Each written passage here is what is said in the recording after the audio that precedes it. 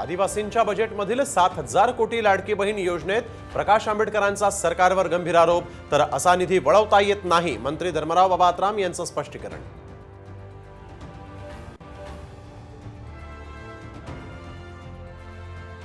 झेडपीच्या रिक्त पदांच्या भरतीसाठी दिव्यांग बांधव आक्रमक, पुण्यातल्या जिल्हा परिषदेसमोरचा रस्ता अडवला.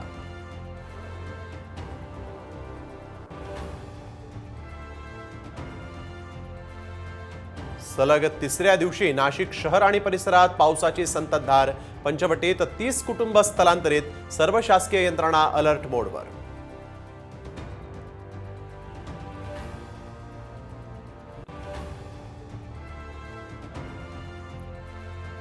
संभाजीनगरात भाजप ठाकरे गटाच्या कार्यकर्त्यांमध्ये राडा, भाजप कार्यकर्त्यांच्या अटकेसाठी दानवेंचं ठिय्या आंदोलन, आदित्य ठाकरेंच्या संभाजीनगर दौऱ्याला भाजपचा विरोध.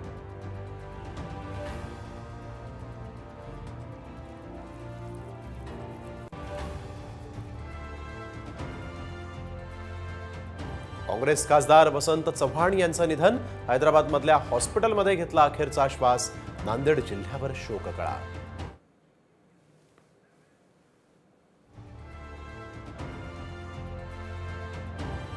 बदलापूर अत्याचार प्रकरणातल्या आरोपी सफाई कामगाराला 14 दिवसांची न्यायालयीन कोठडी, तळोजा कारागृहात होणार रवानगी.